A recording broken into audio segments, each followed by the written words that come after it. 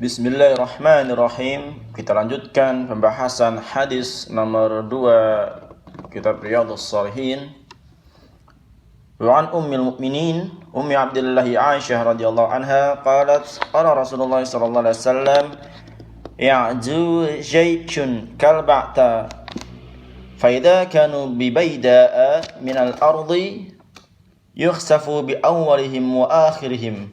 Qalat qultu ya Rasulullah kaifa yukhsafu bi awwalihim wa akhirihim wa fihim aswaquhum wa man laysa minhum. Qala yukhsafu bi awwalihim wa akhirihim thumma yub'atsuna ala niyyatihim. Muttafaqun alaih. Dari Ummul Mukminin Ummu Abdillah Aisyah radhiyallahu anha, ia bertutur Rasulullah sallallahu alaihi wasallam bersabda, akan ada sekelompok pasukan yang hendak menyerang Ka'bah, namun baru saja sampai di suatu tanah lapang yang luas, mereka semua dari yang paling depan sampai yang paling belakang dibenamkan ke dalam perut bumi oleh Allah Subhanahu wa taala. Aisyah melanjutkan, aku pun bertanya, wahai Rasulullah, bagaimana mereka semua dibenamkan dari yang berada di barisan terdepan hingga barisan terbelakang, padahal di tengah-tengah mereka terdapat orang-orang pasar mereka dan ada pula orang-orang yang bukan golongan mereka. Beliau menjawab, mereka semua dibenamkan dari yang terdepan sampai yang terbelakang, kemudian kelak mereka dibangkitkan sesuai dengan niat masing-masing. Muttafaqun alaih. Dan ini adalah redaksi dari Imam Bukhari. Kandungan hadis yang dapat kita ambil dalam hadis tersebut adalah yang pertama, pelajaran agar menjauhi orang-orang yang suka berbuat zalim, sekaligus peringatan agar tidak bergaul dengan mereka ataupun bergabung dengan perkumpulan orang jahat dan yang semisalnya. Hal ini supaya kita tidak turut terkena siksaan yang ditimpakan kepada mereka. Kemudian yang kedua, siapa saja yang bergabung dengan suatu kaum secara sukarela dalam melakukan suatu kemaksiatan, maka dosa dan siksaan darinya akan ditimbakan pula kepadanya. Yang ketiga, ganjaran perbuatan tergantung pada niat pelakunya. Yang keempat, pemberitahuan Rasulullah sallallahu alaihi wasallam tentang berbagai hal gaib yang diperlihatkan oleh Allah Subhanahu wa taala kepada beliau. Ini termasuk masalah keimanan yang harus diyakini, dan hal itu tidak boleh diabaikan hanya karena pemberitahuan tersebut disampaikan melalui kabarul wahidul as-sahih, yaitu hadis sahih yang berstatus ahad. Karena riwayat demikian merupakan hujjah atau dalil bagi kita dalam masalah akidah dan hukum-hukum syariat, dan tidak ada perbedaan di antara keduanya, yaitu ahad dan mutawatir. Kemudian yang kelima, terdapat suatu yang menjadi pangkal ketidakjelasan di dalam hadis tersebut, yaitu ketidakpahaman Ummul Mukminin Aisyah radhiyallahu anha tentang penimpaan siksaan atau pembenaman terhadap orang-orang yang tidak berkeinginan melakukan penyerangan, di mana penyerangan tersebut merupakan penyebab utama terjadinya siksaan tersebut. Banyak pendapat yang berusaha mengungkap kejanggalan tersebut. Ada yang berpendapat bahwa siksaan itu ditimbulkan secara umum karena ajal mereka memang sudah tiba. Kemudian mereka akan dibangkitkan kembali berdasarkan niat masing-masing. Akan tetapi ada juga pendapat lain yang berbeda. Menurut penulis, siksaan itu ditimpakan kepada kaum tersebut secara umum. Sekaligus di antara mereka terdapat orang-orang yang terpaksa bergabung dengan mereka. Orang-orang yang ingin berbelanja di pasar, orang-orang yang sedang dalam perjalanan.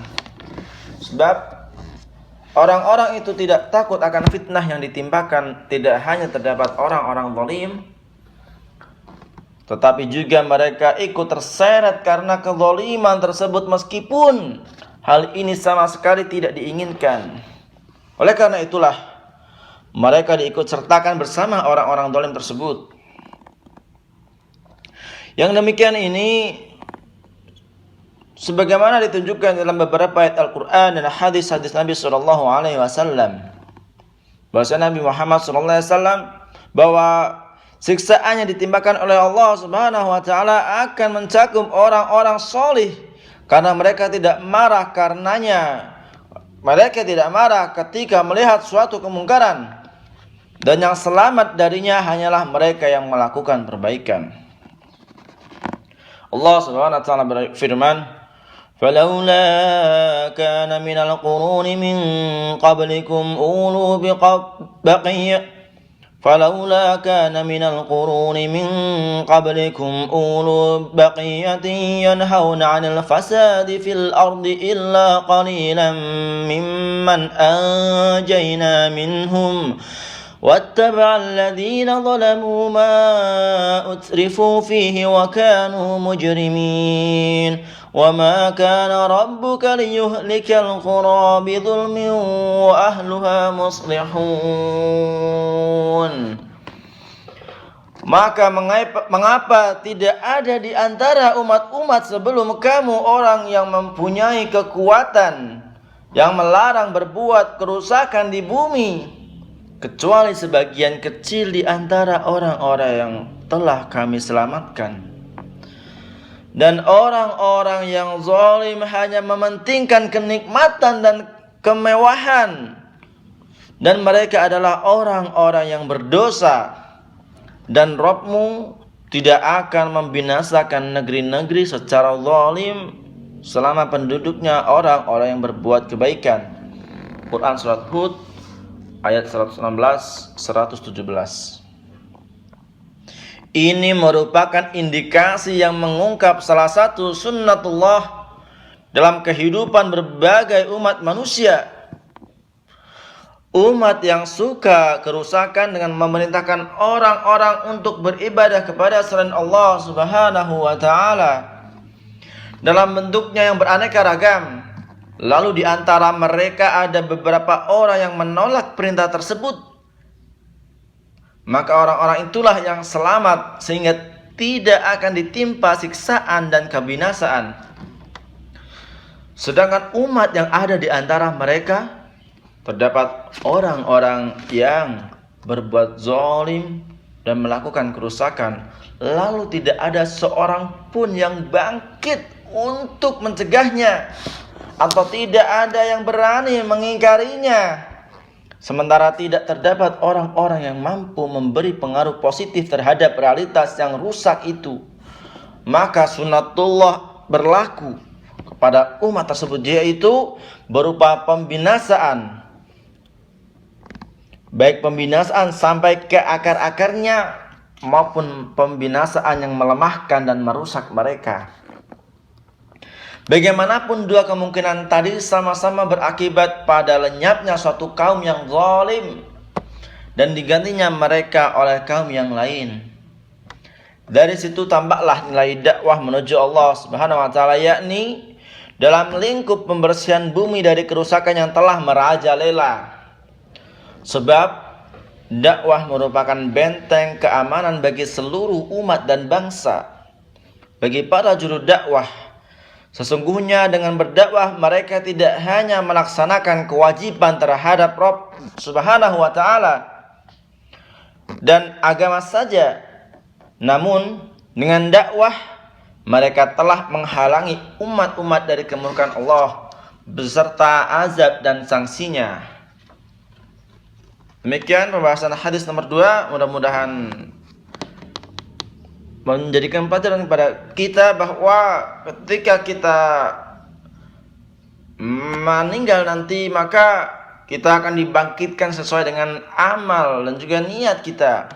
Dan perlu kita ingat bahwa kebaikan yang kita lakukan juga harus disebarkan kepada orang lain. Kemudian ketika ada kemungkaran di depan mata kita atau kita tahu ada kemungkaran di sekitar kita, maka menjadi suatu kewajiban bagi kita untuk amar ma'ruf nahi mungkar. Karena apabila kita tidak melakukan amar ma'ruf nahi mungkar, kebinasaan bisa menimpa. Dan kita berlindung dari itu dengan cara apa? Saling mengingatkan kepada kebaikan. Mudah-mudahan bermanfaat. Kurang lebihnya mohon maaf. Assalamualaikum warahmatullahi wabarakatuh.